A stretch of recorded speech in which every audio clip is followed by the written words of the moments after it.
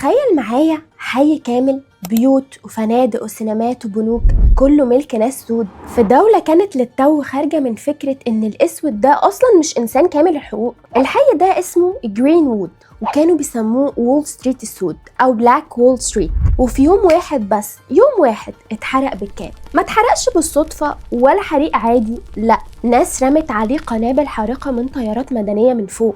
وده كان من أول المرات في تاريخ أمريكا يتم فيها استخدام طيران ضد مدنيين على أرضها هي بالذات. والأغرب، الموضوع ده اتخبى من كتب التاريخ لمدة قربت 80 سنة، محدش كان بيتكلم عنه ولا في مدارس ولا في إعلام. النهاردة احنا هنرجع لأبعد نقطة في القصة دي، مش هنبدأ من المذبحة على طول، ولكن هنبدأ من الأول خالص، من ازاي العنصرية دي اتولدت في أمريكا، وهل العنصرية دي خلصت ولا لسه شغالة لحد دلوقتي. قبل ما نبدأ لازم نفرق بين حاجتين كتير من الناس بتلخبط ما بينهم: العبودية والعنصرية. العبودية هي نظام اقتصادي قديم قوي، يعني ناس بتمتلك ناس تانية كسلعة بتشغلها من غير أجر، وده حصل في تاريخ البشرية كله في كل الحضارات تقريبا، من المصريين القدماء للرومان. والمهم هنا إن العبودية القديمة ما كانتش أصلا مبنية على لون البشرة، دي كانت نتاج حروب وديون وعمليات اختطاف. يعني ممكن يبقى العبد من أي لون أو أي أصل حسب ظروف الحرب أو الدين اللي عليه. العنصرية حاجة مختلفة تماما، هي فكرة إن في أعراق بشرية متفوقة على بعض بيولوجيا، يعني إن الأسود أو الأبيض أو الأصفر أصله أقل أو أعلى من التاني بطبيعته الجسدية والعقلية. المشكلة في أمريكا إن الحاجتين ارتبطوا ببعض بشكل متعمد ومدروس، يعني العبودية ما بقتش بس اقتصاد، بقت مبرر بفكرة عرقية، إن السود أصلا مخلوقين عشان يستعبدوا. وده الفرق اللي هيوضح لك ليه العنصرية في أمريكا ما عندهاش نهاية سهلة زي ما انت فاكر، لأنها مش مجرد كراهية عابرة، هي نظام اتبنى بقوانين مكتوبة ومختومة بتوقيعات رسمية. سنة 1619 في السنة دي سفينة إنجليزية اسمها وايت لاين وصلت لمستعمرة فيرجينيا في أمريكا، وكانت بتحمل حوالي 20 أفريقي كانوا أول مجموعة أفارقة اتباعوا في المستعمرات الإنجليزية هناك. بس خد بالك، في الأول مكانتهم القانونية كانت شبه العمال البيض اللي بيجوا من إنجلترا يشتغلوا بالعقد، ومدة العقود دي غالبا كانت بتبقى من 4 ل7 سنين، وبعد ما تخلص الشخص بيبقى حر وياخد حقه في الأرض. يعني في السنين الأولى دي الخط الفاصل ما كانش لونك، كان لو انت عبد بعقد محدود ولا حر تمام. وفي مثال موثق كويس جدا هنا، راجل اسمه أنتوني جونسون، كان من أصل أفريقي ووصل سنة 1621 كعامل بعقد، خلص مدة عمله وبقى حر واشترى أرض وبقى من سكان المستعمرة المرموقين. يعني الفصل العرقي القاسي ده ما كانش حاجة اتولدت في أمريكا من أول يوم، ده نظام اتبنى وتم اختراعه وهندسته بالورقة والقلم بعد كده. والسؤال اللي المفروض يجيلك دلوقتي، طب ايه اللي غير الحال؟ الحاجة اللي غيرت كل حاجة حصلت سنة 1676، وده حدث اسمه ثورة بيكون نسبة لراجل اسمه ناثانيال بيكون. ثار ضد حاكم المستعمرة ويليام بريكلي بسبب السياسات الاقتصادية واحتكار الأراضي وموقف الحاكم من التعامل مع السكان الأصليين.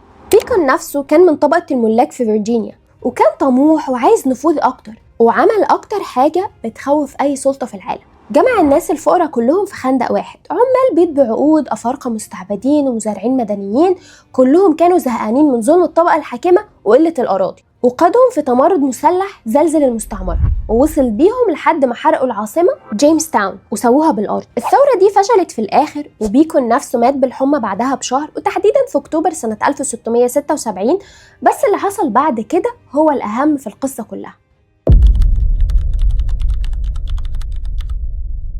طبقة الملاك الأثرياء اتخضت جدا من حاجة واحدة، إن الفقراء البيض والسود قدروا يتحدوا ضدهم، فقرروا يمنعوا التحالف ده من إنه يتكرر تاني، وعملوا كده بطريقة ذكية وقذرة في نفس الوقت. قسموا الناس بقانون. سنة 1705 سنوا تشريعات اسمها قوانين فيرجينيا للعبيد. دي قوانين دفعت للفقراء البيض رشوة اجتماعية، أراضي وحقوق وحماية قانونية، مقابل إيه؟ مقابل إن الشخص الأسود ده يتحول لسلعة أبدية موروثة من جيل لجيل. وهنا بالظبط اتولدت العنصرية المؤسسية في أمريكا، مش مجرد كراهية فردية، نظام كامل مكتوب. يعني من سنة 1676 بقى على الورق فرق قانوني بين الأبيض والأسود، وده أساس كل حاجة جاية بعد كده.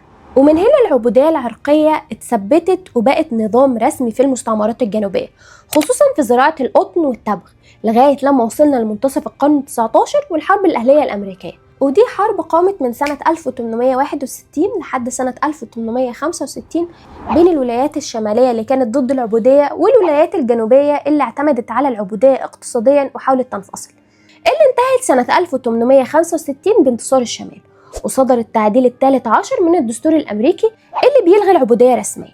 تمام، يبقى خلصنا؟ للأسف لا، لأن اللي حصل بعد كده إن الجنوب اللي خسر اقتصاده المبني بالكامل على عمالة العبيد المجانية دور على طريقة تانية يحافظ بيها على نفس النظام بس من غير ما يسميه عبودية، ودي بداية حقبة اسمها قوانين جيم كو.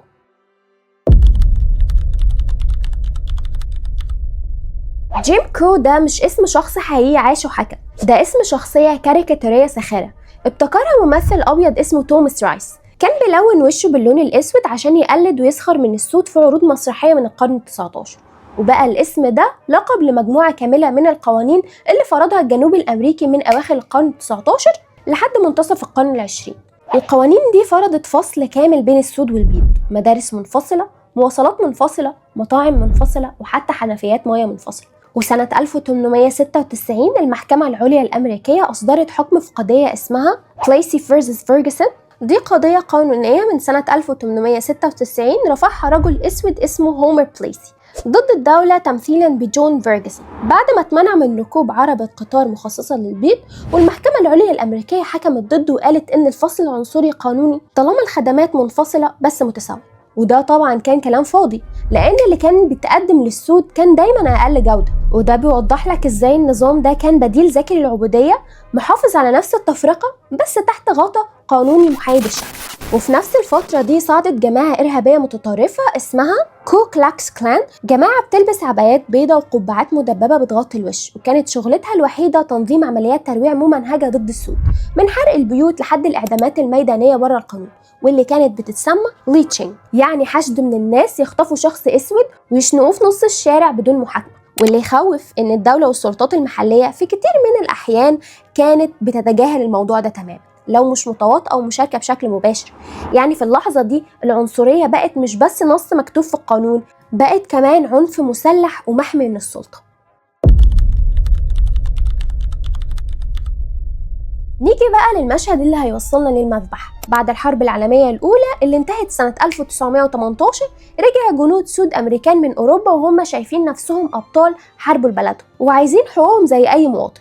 وفي نفس الوقت بعض المدن الأمريكية شهدت نهضة اقتصادية لمجتمعات سوداء، وأشهرها كان حي جرين وود في مدينة توسلا بولاية أوكلاهوما. الحي ده كان فيه أكتر من 1000 بيت ومحل تجاري وفنادق وسينمات وصحف وأطباء ومحاميين سود، وكان من أغنى الأحياء السوداء في أمريكا كلها، لدرجة إن الناس كانت بتسميه وول ستريت السود تشبيها بالوول ستريت في نيويورك. وده بالذات كان بداية كتير من البيض في المدينة، لأن نجاح اقتصادي زي ده كان بيكسر الصورة اللي هم عايزين يشوفوها. الشرارة بدأت يوم 30 مايو سنة 1921. شاب أسود اسمه ديك رولاند كان بيمسح أحذية ودخل أسانسير في مبنى بوسط توسلا، كانت بتشغله بنت بيضة اسمها سارة بيج. حصلت حاجة في الأسانسير، ولكن الحاجة دي أو التفاصيل الدقيقة للحاجة دي مش متأكدين منها حتى المؤرخين لحد النهاردة، بس المعروف إن سارة صرخت والشاب هرب خايف. اليوم اللي بعده جريدة محلية اسمها توسلا تريبيون نشرت خبر بيتهموا محاولة اعتداء، مع افتتاحية بتلمح إن في نية لعملية ليتشنج ضده الليلة. الخبر ده أشعل حشد من البيض المتطرفين اجتمعوا حوالين المحكمة، وفي المقابل مجموعة من الرجال السود فيهم محاربين قدامى لسه راجعين من جبهات القتال في أوروبا رفضوا يقفوا يتفرجوا وراحوا للمحكمة بسلاحهم عشان يحموا الشاب. هناك حصلت المشادة، واحد من البيض حاول ينتزع سلاح جندي اسود وانطلقت رصاصة طايشة قتلت الراجل الأبيض، وفي ثواني تحول التوتر المكبوت لانفجار دموي كامل. في فجر 1 يونيو سنة 1921 بدأ الجحيم.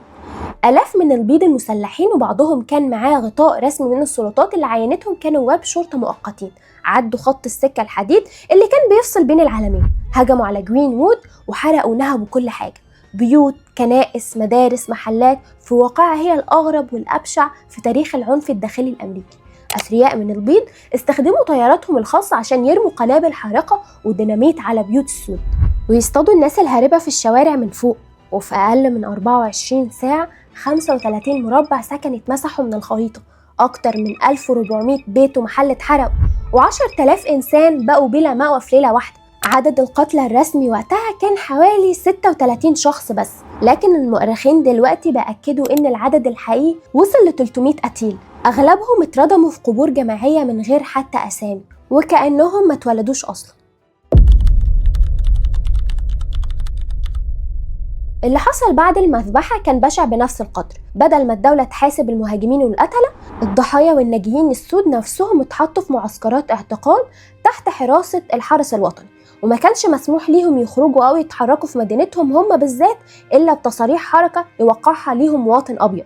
محدش من المهاجمين دخل السجن، وشركات التأمين رفضت تدفع مليم واحد تعويض لأصحاب البيوت والمحلات بحجة إن اللي حصل شغب مش حريق عادي. والأغرب إن الجريمة دي اتمسحت تماما من الصحف والكتب والمناهج لعقود، لدرجة إن أجيال كاملة اتخرجت من غير ما تعرف إن وول ستريت السود كانت موجودة أصلا. أهل الحي حاولوا يبنوها من الصفر بإمكانياتهم الشخصية، وفعلا فتحوا حوالي 80 محل جديد مع نهاية سنة 1922. بس المذبحة سابت ندبة اقتصادية واجتماعية فضلت تنزف لأجيال، وعلمت الكل إن السيستم لما يحب يخفيك هيخفيك بقوة القانون نفسه. طيب امتى الموضوع ده خرج للنور تاني؟ فضل شبه منسي لحد أواخر التسعينات لما اتشكلت لجنة رسمية في ولاية أوكلاهوما للتحقيق في الحدث، ونشرت تقريرها النهائي سنة 2001، يعني بعد المذبحة ب80 سنة بالظبط. اللجنة أوصت بتعويضات للناجين ولأحفادهم، بس التوصية دي ما كانتش ملزمة قانونيا. القصة استمرت تتصاعد إعلاميا في السنين اللي بعدها، خصوصا بعد ما تناولتها مسلسلات أمريكية مشهورة زي ووتشمان سنة 2019 اللي خلت ناس كتير حوالين العالم يعرفوا عنها لأول مرة. طيب بعد ده كله هل اتعملت عدالة فعلية؟ للأسف لا. الناجيين اللي عاشوا لحد ما عمرهم عدى 100 سنة رفعوا قضية قانونية سنة 2020 ضد مدينة تولسا مطالبين بتعويضات حقيقية.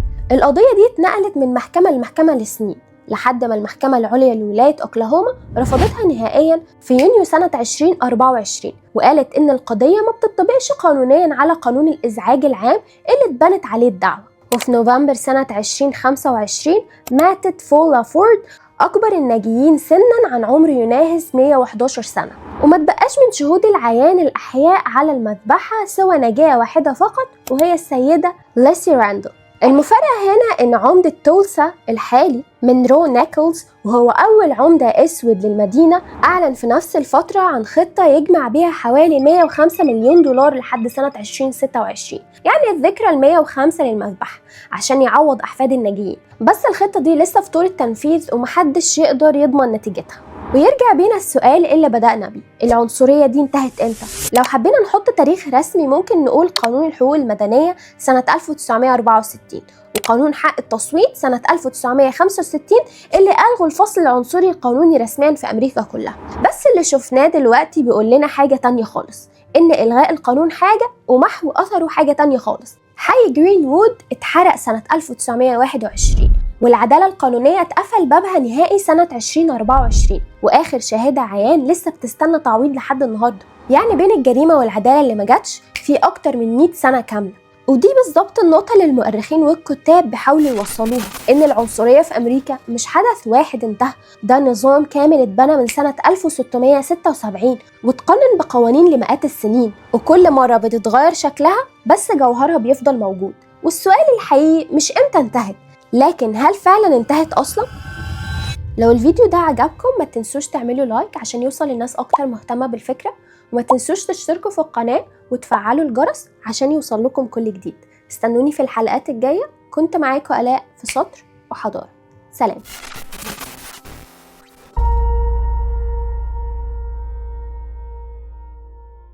ضد مدينة تولسا.